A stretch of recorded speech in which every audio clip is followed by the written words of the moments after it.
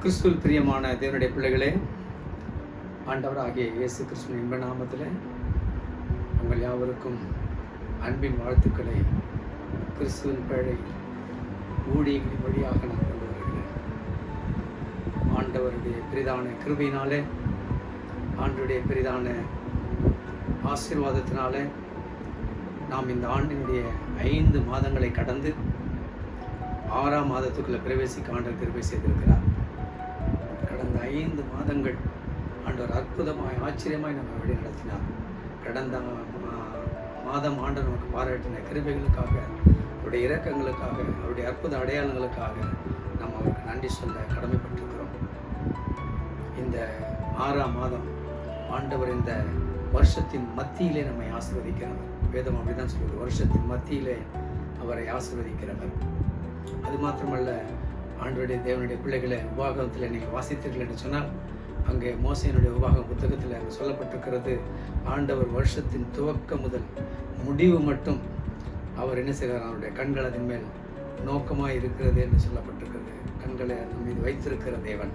ஆகையில் ஆண்டவர் நாளில் நம்ம மீது கவனமாக இருக்கிற ஆண்டவர், நம்மை மீது நினைவாக இருக்கிற ஆண்டவர், நம்மை விட்டு விலகாதவர், நம்மை கைவிடாத தேவன். அவர் நம்மை காக்கும்படி உறங்காதவர். எப்போதும் அவர் நாளிலே விழித்திருக்கிற ஜாமக்காரரை போல் அவர் இருக்கிறார். அந்த ஆண்டவராகிய இயேசு கிறிஸ்து இந்த ஜூன் மாதம், இந்த 6ஆம் மாதத்திலும் அவர் நம்மோடு கூட இருக்க இந்நாளில் அவர் வாக்கு பண்ணியிருக்கிறார். ஆகையில் இந்த மாதம் அவர் வேதம் சொல்லுகிறது, இந்த ஆண்டு நமக்கு நித்திய வெளிச்சத்தின் ஆண்டு என்று சொல்லி அருமையான கிறிஸ்துவின் பிழை ஊழியங்களுக்கு கற்றுக் கொடுத்த வாக்கு தத்தம். ஆகையில் இது ஆண்டவர் ஒவ்வொரு இருளையும், இல்லையா, என்னென்ன மாதிரியான இருள்கள் நம்மை சூழ்ந்து கொள்கிறதோ, நம்மை தடுக்கிறதோ, அவைகளை எல்லாம் நம்மை விட்டு அகற்றி நம்மை பிரகாசிக்க பண்ணுகிற மாதம். ஏன்னா ஆண்டவர் ஏற்கனவே மோசே இஸ்ரவேல் மக்களை ஆஸ்வதிக்கும் போது, கர்த்தர் தமது முகத்தை உங்கள் மேல் பிரகாசிக்க பண்ணி உங்கள் மேல் கிருபையாக இருக்க கடவுள் என்று சொல்லுகிறார். அதே போல ஆண்டவர் நாளிலே நம்மை பிரகாசிக்க பண்ணுகிற ஆண்டவர். நீங்கள் எபேசியர் 4:14 அல்லது நீங்கள் யோவான் எழுதின சுவிசேஷம் 1:9 நீங்கள் எடுத்து நீங்கள் வாசித்து பார்ப்பீர்களா, அவர் நம்மை பிரகாசிக்க பண்ணுகிறவர். அவர் நாளிலே நம்மை, ஆண்டவர் நாளிலே வெளிச்சத்தின் பிள்ளைகளாய் நம்மை பார்க்கிறவர். ஏன்னா நம்ம அப்படி தான் சொன்னார், நீங்கள் வெளிச்சத்தின் பிள்ளைகளாய் நடந்து கொள்ளுங்கள். போகட்டும். என்னை கேட்டுக்கொண்டு கருமையினது என்னுடைய பிள்ளைகளே, இந்த ஜூன் மாதம் நாளிலே ஒருவேளை உங்களுக்கு பலவிதமான எதிர்பார்ப்புகள் இருக்கலாம். ஏன்னா இந்த மே மாதமும் ஜூன் மாதமும் குடும்பங்களுக்கு ஒரு சவாலான மாதம். என்ன அப்படின்னா, பிள்ளைகளுடைய மேற்படிப்பு, அது மாத்திரமல்ல, அவர்களுக்கு நாளில் பள்ளியில் அவர்களுக்கு ஃபீஸ் கட்டணும், அவர் நோட் புக்ஸ் வாங்கணும், அவங்களுக்கு யூனிஃபார்ம் தைக்கணும், அவங்க கேட்குற எல்லாத்தையும் வாங்கி கொடுக்கணும்.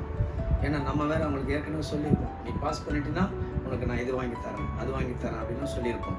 ஆகையில் பிள்ளைகள் இதனால எதிர்பார்ப்புகளோடு இருப்பார்கள். ஆகையில் ஒரு சவாலான மாதம் இது, அநேக தேவைகள் நிறைந்த மாதம், இல்லையா? இந்த மாதத்திலும் ஆண்டவர் நாளில் நம்முடைய தேவைகள் எல்லாம் சந்திக்கிறவர், அற்புதங்களை செய்கிறவர், நம்மை ஒருபோதும் கைவிடாத ஆண்டவர். ஆகையில் நம்மிடத்தில் இருப்பதை ஆண்டவர் பெருக பண்ணுகிறவர்.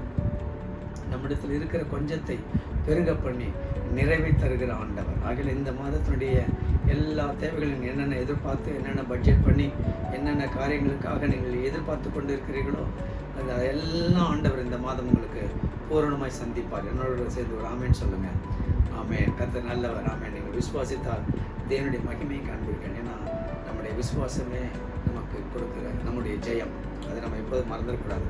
நம்ம அதனால் எப்போதும் ஆண்டவர் நமக்கு நன்மையானதை தருவார் என்கிற விசுவாசத்தோடு கூட நாம் தொடர்ந்து ஆண்டுடைய வார்த்தைகளாக கடந்து போவோம்.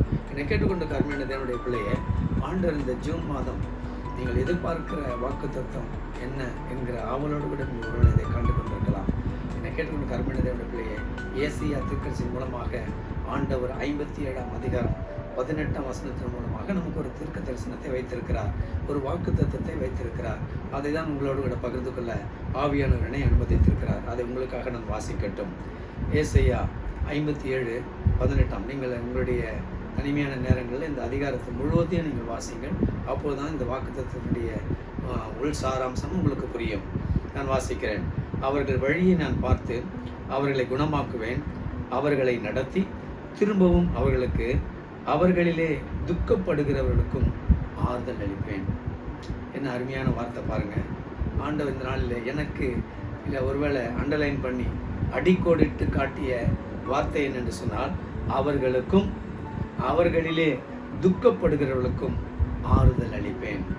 இன்னும் இந்த நாளிலே நீங்கள் புரிந்து கொள்ள அல்லது உங்களுடைய நினைவில் ஆழமாய் பதிய இன்னும் அதை சுருக்கி சொல்ல வேண்டும் என்று சொன்னால், ஆறுதல் அளிப்பேன் என்று சொல்லுகிறார். ஒரு ஆமென் சொல்லுங்களேன். கர்த்தர் நல்லவர். அல்லேலூயா. அவர் ஆறுதல் அளிக்கிற தேவன். ஏன்னா அவருடைய நாமங்களிலே இல்லையா பல நாமங்கள் அவர் கொண்டு, அதில் நம்ம அவருக்கு இதை நம்ம சொல்லலாம், அவர் சகல ஆறுதலின் தேவன் என்பது அவருடைய நாமம். ஒரு ஆமென் சொல்லுங்களேன். ஆமென். அல்லேலூயா. அவர் சகல ஆறுதலின் தேவன். ஆகையில அவர் ஆறுதல் செய்கிறவர் இல்லையா. இந்த ஏசாயா தீர்க்கதரிசன புத்தகத்தில் நீங்கள் வாசித்தீங்கன்னா, அவர் ஆறுதல் செய்யும்படியாய் ஆவியானவர் ஏசாயா தீர்க்கதரிசியின் மேல் இருந்தார் என்று சொல்லி நீங்கள் ஏசாயா 61 நீங்கள் பார்க்க முடியும். ஏன்னா அவர்களிலே துயரப்படுகிறவர்களுக்கு ஆறுதல் அளிக்கும்படி கர்த்தருடைய ஆவியானவர் என்மேல் இருக்கிறார் என்று சொல்லுகிறார். ஆகையால் ஆவியானவர் இந்நாளிலே ஆறுதலை அளிக்கும்படியாய் தேவ ஊழியர்கள் மேல் அமர்ந்திருக்கிறவர். இந்த நாளிலே என் மூலமாகவும் இந்த ஊழியின் மூலமாகவும் இந்த அடியின் மூலமாகவும் அந்த ஆறுதலை அளிக்க தேவனுடைய ஆவியானவர் என் மேல் இருக்கிறார். அந்த ஆவியானுடைய ஒத்தாசை கொண்டுதான் இந்த வாக்குத்தத்தை உங்களுக்கு நான் சொல்லிக் கொண்டிருக்கிறேன். ஆகையில அவர் சகல ஆறுதலின் தேவன். அவர் இந்த நாளில் துக்கப்படுகிற துயரப்படுகிற, ஒருவேளை நீங்கள் எந்தெந்த சூழ்நிலைகளில் நீங்கள் எப்படிப்பட்ட துக்கத்தோடு கூட இருக்கிறீர்கள் என்பது ஒருவேளை எனக்கு தெரியாது. ஆனால் வேதம் சொல்லுகிறது, அவர் துக்கத்தை சந்தோஷமாய் மாற்றுகிறவர். அவர் ஆறுதலை, உங்களுடைய துக்கத்துக்கு காரணமாக இருக்கிற எந்த பிரச்சனையானாலும் அவர் இந்த நாளிலே சரி செய்கிறவர். ஆகிய என்னை கேட்டுக்கொண்ட கர்மனிதர்களே, நம்மை இந்த மாதமானது நம்மை குணமாக்குகிற மாதம். ஏன்னா இந்த வசனத்தில் 3 முக்கிய காரியத்தை நீங்கள் பார்க்க முடியும். என்ன அப்படின்னா, ஆண்டவர் சொல்கிறார் பாருங்க, அவர்களை குணமாக்குவேன். ஆகிய இது நீங்கள் குணமாக்கப்படுகிற மாதம்.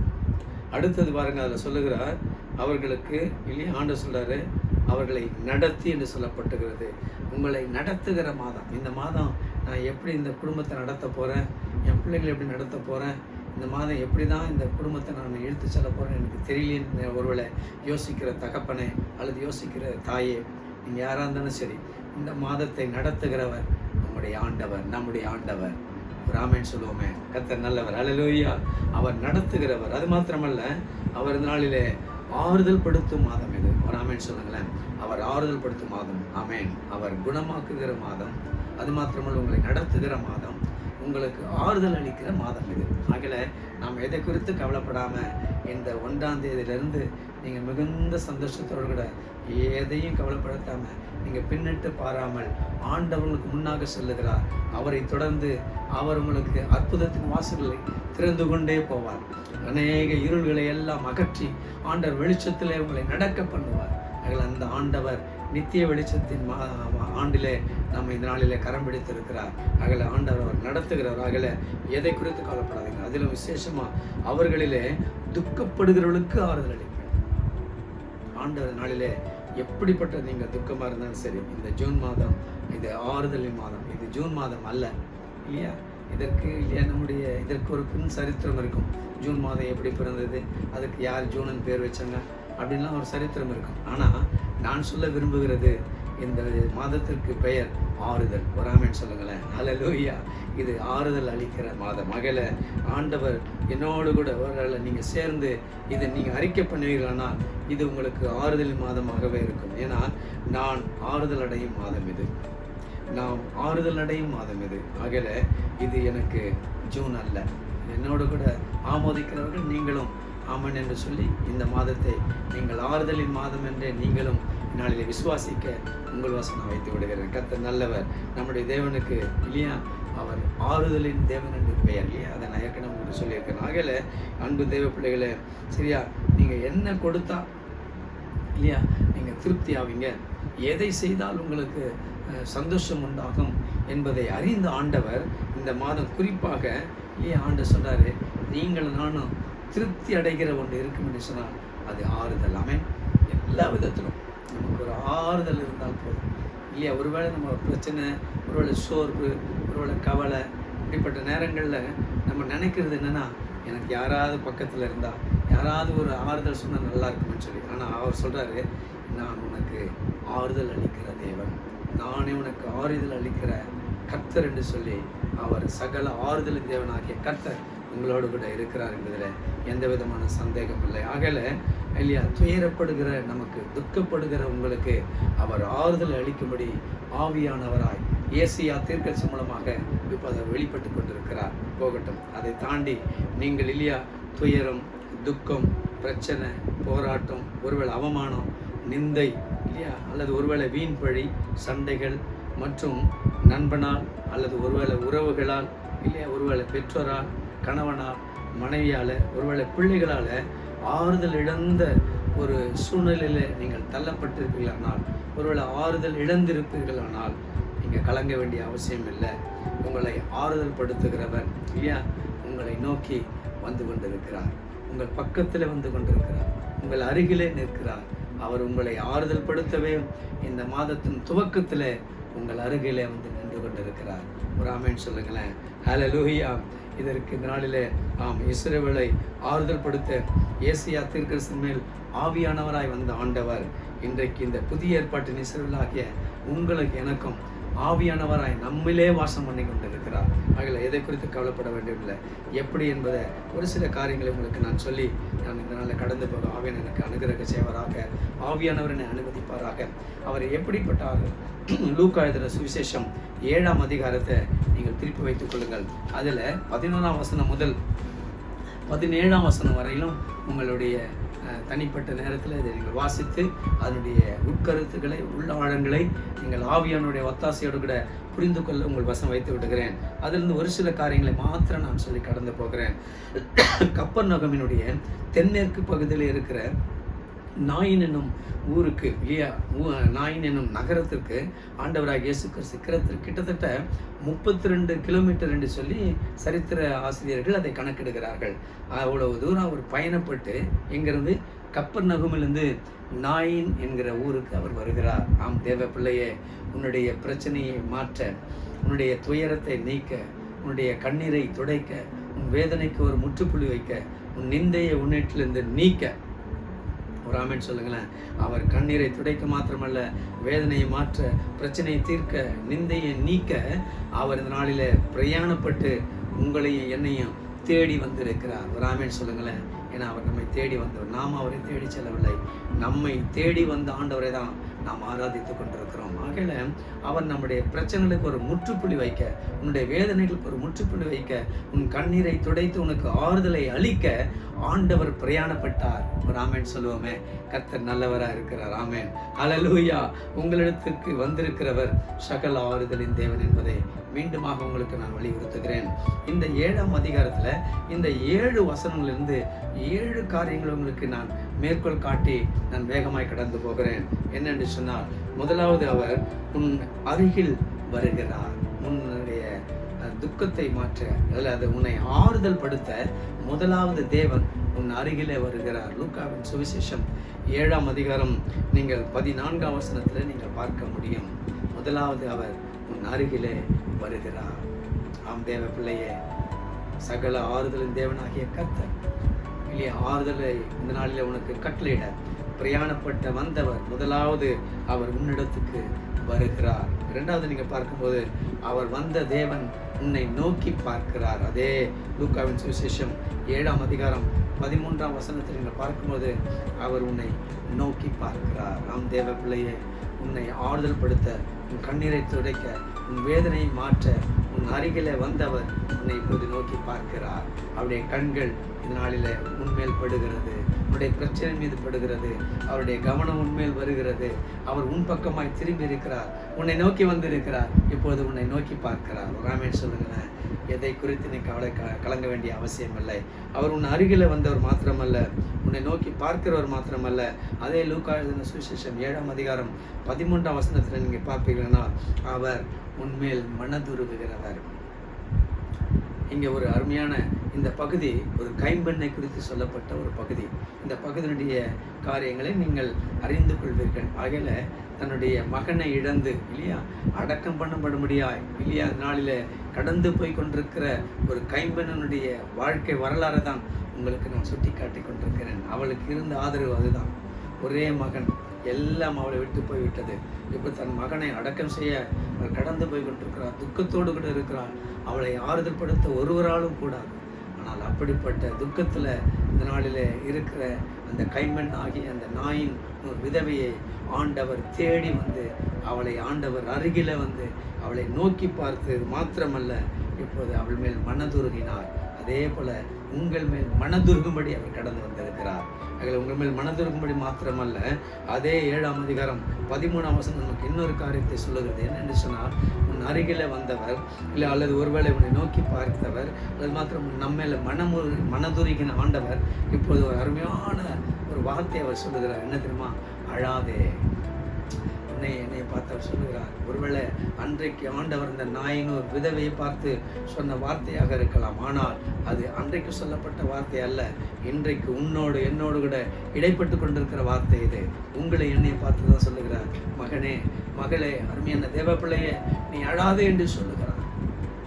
ஆகல அவர் சகல ஆறுதலின் தேவன். நம்மை பார்த்து சொல்லுகிற காரியம் 4வது காரியம், அழாதே என்று சொல்லுகிறார். அது மாத்திரமல்ல, இப்போது அவர் காரியத்தை சொல்லுகிறார். நீ துக்கத்தின் மீதும் இல்லை வேதனையில் நீ அமர்ந்திருக்கிற ஒருவேளை உங்களை என்னை பார்த்து சொல்லுகிறார், எழுந்திரு என்று சொன்னார். அந்த விதவையை ஆண்டவர், அந்த கைம்பெண் ஆகிய அந்த நாயினர் விதவையை ஆண்டவர் எழுந்திரு என்று சொன்னார். உங்கள் துக்கத்தை விட்டு, உங்களுடைய வேதனை விட்டு, உங்கள் பிரச்சனையை விட்டு, உங்கள் கண்ணீரை விட்டு, இல்லையா உங்களுடைய நிந்தை விட்டு ஆண்டவர் உங்களை என்னை பார்த்து சொல்லுகிறார், எழுந்திரு என்று சொல்லுகிறார். ஆண்டவர் இந்த மாதம் ஆறுதல் என்ற மாதம் மாத்திரமல்ல, உன்னை எழுந்திருக்க பண்ணுகிற மாதம். துக்கத்திலிருந்து, வேதனைகளிலிருந்து, கண்ணீரிலிருந்து, பிரச்சனைகளிலிருந்து, இந்நாளில் எல்லாவற்றிலிருந்து நீ ஆறுதல் அடைந்து எழுந்திருக்கிற ஒரு மாதம் இது. ஒரு ஆமேன் சொல்லுங்களேன்.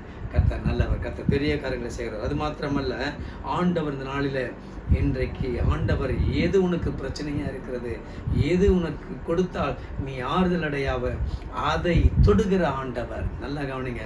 இந்த அருமையான மகளுக்கு இப்போ நீங்கள் உலகத்தையே நீங்கள் அதுக்கு ஈடாக கொடுத்தாலும் அந்த மகளை ஒருவரும் ஆறுதல் படுத்தவே முடியாது. அப்படிப்பட்ட பேரிழப்பு. அந்த பேரிழப்பில் ஆண்டவர் இந்த நாளில் அவளுடைய இருதயத்தின் குமுறல்களை அறிந்த ஆண்டவர், இந்த மகளுக்கு நான் எதை கொடுத்தால் ஆறுதல் அடைவார் என்பதை அறிந்த ஆண்டவர் இந்த நாளில் என்னை கேட்டுக்கொண்டு அருமையான தேவனுடைய பிள்ளைய, இந்த நாளில் மரித்ததை அவர் தொடுகிறார். எது உனக்கு மரித்து போய் கிடக்கிறதோ, இன்றைக்கு எது உயிரிழந்து போய் இந்த நாளில் நீ கிடக்கிறாயோ, உயிரற்று கிடக்கிறது எவைகளோ அதை தொடுகிற ஆண்டவர் இந்த நாளில் உனக்கு அதை இந்த நாளில் ஆண்டவர் கட்டளையிட்டு இந்த நாளில் தொட்டு ஆண்டவர் அற்புதத்தை செய்து உன்னை எழுந்திருக்க பண்ணி உன்னுடைய கண்ணீரை துடைத்து உனக்கு ஆறுதலை கொடுக்கிற ஆண்டவர். ராமன் சொல்லுங்களேன். கர்த்தர் நல்லவராக இருக்கிறார். இது ஆறுதலின் மாதம். இது ஆறுதலின் மாதம். ஆகையால ஆண்டவர் நாளில் மரித்த அந்த மகனை ஆண்டவர் தொட்டார். அதே போல உங்களுடைய மரித்த சூழ்நிலைகள், உங்கள் மரித்த காரியங்கள் எது இருந்தாலும் அதை ஆண்டவர் தொடுக்கிறார். ஏன்னா ஆண்டவருக்கு தெரியும், இதை கொடுத்தாதான் நீ ஆறுதல் அடைவேன்னு தெரியும். எதை உனக்கு கொடுத்தா, இன்றைக்கு உன்னுடைய பிரச்சனைக்கு காரணமாக இருக்கிற எதை உன்னை விட்டு நீக்கினால் நீ ஆறுதல் அடைவாய் என்பது அவருக்கு தெரியும்.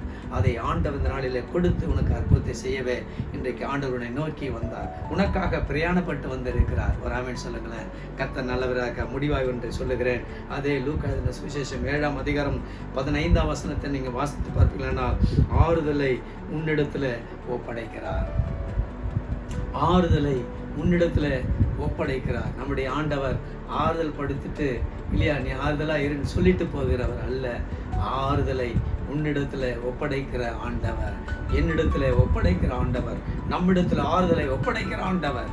நல்லா கவனிங்க. அந்த மகனை அவர் எழுப்பி இல்லையா மரித்து கிடந்த அந்த மகனை ஆண்டவர் உயிர் பெற செய்து அவனை கொண்டு வந்து அவனுடைய தாயின் இடத்துல ஒப்படைத்தார் என்று சொல்லி நம்ம பார்க்க முடியும். லூக்கா எழுதின சுவிசேஷத்தில் 7ஆம் அதிகாரத்தில் 15ஆம் வசனத்தில் அவ்வளோ தெளிவாக இருக்குது. மரித்தவன் எழுந்து உட்கார்ந்து பேச தொடங்கினான். அவன் தாயின் இடத்தில் ஒப்புவித்தார். என்னை கேட்டுக்கொண்ட கர்மண்ட தேவனுடைய பிள்ளையே, இந்த உலகத்தில் அவளை சுற்றி நிறைய பேர் இருக்கிறாங்க. சொந்தங்கள் இருக்கிறது, ஊழியக்காரங்க இருந்திருப்பாங்க இல்லையா, உறவுகள் இருந்திருக்கிறது, நண்பர்கள் இருக்கிறாங்க, பெரியவங்களாக இருந்திருக்கக்கூடும் இல்லையா. எல்லாரும் அவங்க பக்கத்தில் இருந்தாலும் அது அவளுக்கு ஆறுதல் அல்ல. ஒருவேளை அந்த மகன் தனக்கு திரும்ப கிடைப்பானால் அதில் இருக்கிற ஆறுதல் இந்த உலகத்தில் வேறு ஒன்றிலும் கிடையாது. ஆகிய அதை அறிந்த ஆண்டவர் மரித்த அந்த மகனை உயிர் பெற செய்து அந்த தாயினிடத்தில் ஒப்புவித்தார். எப்படி இருந்திருக்கு அந்த சூழ்நிலையை யோசித்து பாருங்க. ஒருவேளை இதே சூழ்நிலை இதே போன்ற ஒரு அற்புதம் எனக்கு நிகழாதா, என்னை ஆண்டவர் ஆறுதல் படுத்துவாரா என்று ஒருவேளை ஏங்குகிற தேவ பிள்ளையை உனக்கும் செய்வார். காரணம், அவர் இதனால மரித்த ஒரு தெய்வன் அல்ல, அவர் இன்றைக்கும் ஜீவனோடு கூட இருக்கிறவர், இன்றைக்கும் அற்புதம் செய்கிறவர். இப்போதும் நீ விசுவாசித்தால் அந்த அற்புதத்தை நீ பெற முடியும். மகளை எதை கொடுத்தால் நீ திருப்தி அடைவாய், எதை கொடுத்தால் நீ ஆறுதல் அடைவாயோ அதை உனக்கு கொடுக்கவே இந்த மாதத்தின் 1ஆம் நாளில ஆண்டவர் உன்னோடு கூட இடைப்பட்டு கொண்டிருக்கிறார். ஆகல நீ எதை குறித்து கவலைப்பட வேண்டிய அவசியம் இல்லை. என்னை கேட்டுக்கொண்டு அருமையானதை விடலையே மீண்டுமாக சொல்லுகிறேன், அவர் இந்த நாளிலே உன்னை ஆறுதல் படுத்த உன் அருகிலே வந்திருக்கிறார்.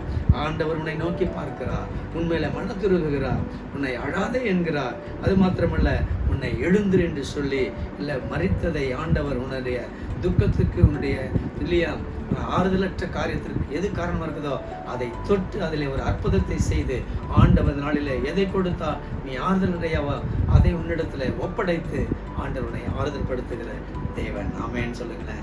ஆமேன், அல்லேலூயா. அப்படிப்பட்ட நல்ல ஆண்டவர் தான் நீங்கள் நானும் ஆராதிக்கிறோம். ஏன்னா நீங்கள் நானும் அழறத ஒருபோதும் பொறுத்து கொள்ளவே மாட்டார்.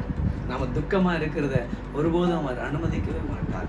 துயரப்படுகிறத அவருக்கு விருப்பமே கிடையாது. ஆகையில தான் அவர் ஆவியானவராக நம்ம மேல் அமர்ந்து நம்முடைய துயரங்களை எல்லாம் நீக்கி துக்கங்களை எல்லாம் மாற்றி நமக்கு ஆறுதலை தருகிற ஒரு நல்ல நாளில் நல்ல நேரத்தில் நம்மை கூட்டி இணைத்திருக்கிறார். ஒருவேளை என்னை கேட்டுக்கொண்டு அருமையினதனோட பிள்ளைய அவளோடு கூட இருந்தவங்க எப்படிப்பட்டவங்களா இருந்திருப்பாங்க தெரியுங்களா? இன்னைக்கு நம்மோடு கூட இருக்கிறவங்க எப்படிப்பட்டவங்களா இருப்பாங்க தெரியுமா? நம்முடைய ஆறுதலில் வருவாங்க. நம்ம இப்படிப்பட்ட இழப்புகள் இருக்கிற போது, தோல்விகள் வருகிற போது, பிரச்சனைகளில் சிக்கிக்கொள்கிற போது, ஒருவேளை மரண தருவாயில் இருக்கிற போது, வியாதிகளிலே கிடக்கிற போது நம்மை சுற்றி அநேகர் இருப்பார்கள். இந்த அம்மாவை சுற்றியும் ஒரு கூட்டம் இருந்துச்சு. அவங்களாம் எப்படிப்பட்டவங்க தெரியுங்களா? ஒரு காரியத்தை நாங்கள் ரொம்ப எளிமையாக சொல்லி கடந்து போகிறேன். இந்த அதிகாரத்தை நீங்கள் வாசித்து அதை தெரிந்து கொள்ளுங்கள். லூக்கா 7:12 நீங்கள் வாசித்தீங்கன்னா, அடக்கம் பண்ண மட்டுமே தெரிந்தவர்கள். இந்த கைம்பெண்ணோடு கூட இந்த ஆறுதலற்று இருந்த இந்த தாயோட சுற்றி இருந்தவர்கள், அந்த தாயோடு கூட இருந்தவங்க எப்படிப்பட்டவங்க தெரியுமா? அவங்க அடக்கம் பண்ண மாத்திரமே தெரிந்திருந்தவர்கள். அது மாத்திரமே அடக்கம் பண்ண வந்தவர்கள். நீங்கள் போய் பாருங்கள், இந்த ஒரு மரண வீட்டுக்கு நீங்கள் போய் பாருங்கள், அங்கே வந்தவங்களாம் இது எப்போ அடக்கம் பண்ணுவாங்க, நம்ம சீக்கிரமாக போகலாம் அப்படின்னு யோசிக்கொள்ளவங்க தான். ஒருவேளை அப்படிப்பட்ட சூழ்நிலையில் அந்த அடக்கத்திற்கு வந்து அதற்கு வழிகளை சொல்லுகிறவர்கள், இப்படி செய்யுங்க அப்படி செய்யுங்கன்னு சொல்லி இந்த சடங்குகளை நமக்கு சொல்ல வருகிறவர்கள் ஒரு கூட்டம் இருக்கும். அப்படிப்பட்ட கூட்டம் தான் அந்த அம்மாவோட கூட இருந்தது. அது மாத்திரமல்ல, அவர்கள் கண்ணீரை துடைக்க வரவில்லை. நல்லா தெரிஞ்சுக்கங்க, அவங்க உன்னோடு கூட இருக்கிறவர்கள், உன்னை தேடி வந்தவங்க, உன்னை துக்கம் விசாரிக்கிறது மாத்திரமல்ல, உன் கண்ணீரை துடைக்க வரவில்லை, உன்னோடு சேர்ந்து அழ வந்தவர்கள். இந்த அம்மாவோட அங்கே கூடி இருக்கிறவங்கலாம் அந்த அம்மாவோட கூட சேர்ந்து அழ வந்தவர்கள். அதுக்கு தானே வருவாங்க இல்லையா? நம்ம கூட வர்றவங்க பார்த்தீங்கன்னா, அந்த துக்க வீட்டுக்கு வருகிறவர்கள் தூரத்தில் இருக்கும்போது அங்கேருந்து அழகு இல்லையா, அந்த நம்முடைய துக்கத்தை இன்னும் மிகுதியாக்கி நம்ம இன்னும் கதற பண்ணுகிறவர்கள். ஆகையில இந்த அருமையான தாயோடு கூட இருந்தவர்களும் நல்லா கவரிங்க, கண்ணீரை துடைக்க வரவில்லை, அவளோடு கூட சேர்ந்து அழ வந்தவர்கள். இன்னொரு காரியத்தை நான் சொல்லட்டும் இல்லையா, அவர்கள் அழ வைக்கிறவர்கள். நல்லா கவனிங்க, அழ வைக்கிறவர்கள், துக்கத்தை அதிகப்படுத்துகிறவர்கள். அவங்க இப்போவும் நம்ம ப்ராக்டிக்கலாக நீங்கள் பார்க்கலாம். நீங்கள் ஒருவேளை துக்க வீட்டுக்கோ இப்படிப்பட்ட இழப்புகள் நடக்கிற ஒரு வீட்டுக்கு நீங்கள் போய் பாருங்கள், அவர்கள் அழுது நம்முடைய அழுகையை இன்னும் அதிகமாக்கி விடுவார்கள். நமக்கு தான் இழப்பு இருக்கும், நம்ம அவங்களுக்கு ஒரு பேரிழப்பு வந்த மாதிரி அவர்கள் பாருங்கள் நம்ம விட அதிகமாக அழுது நம்முடைய அழுகையை என்ன பண்ணுவாங்க, இன்னும் பெருக பண்ணி நம்முடைய துக்கத்தை அதிகமாக்கி விடுவார்கள். நீங்கள் அதை நீங்கள் பார்க்க முடியும் இல்லையா? நம்ம அநேக நேரங்களில் நீங்கள் இனிமேல் அதை நோட் பண்ணி பாருங்கள். நம்முடைய துக்கத்தை இல்லையா அதிகப்படுத்துகிறவர்கள், நம்மை அழ வைக்கிறவர்கள், நம்முடைய அழுகையை அதிகமாக்குகிறவர்கள் இல்லையா, அதிகப்படுத்துகிறவர்கள். அது மாத்திரமல்ல, பயப்படுகிறவர்கள், பயமுறுத்துகிறவர்கள். லூக்கா நீங்கள் 7:16 நீங்கள் வாசித்து பார்த்தீங்கன்னா, அவர்கள் பயமுறுத்துகிறவர்கள். நம்ம கூட இருக்கிறவங்க நம்முடைய ஆறுதல், நம்முடையப்பட்ட பிரச்சனைகளில், நம்முடையப்பட்ட போராட்டங்களில் சிக்கிக்கொள்ளும் பொழுது நமக்கு ஆறுதல் சொல்றதுக்கு பதிலாக நம்மளை இன்னும் அதிகமாக பயமுறுத்துவோம். அவங்களும் பயப்படுவாங்க, நம்மளையும் பயமுறுத்துவாங்க. ஆகல என்னை கேட்டுக்கொண்டு கர்மிடத்தோட பிள்ளை, ஆனால் நம்மை தேடி வந்தவர் நம்மை பயமுறுத்துகிறவர் அல்ல.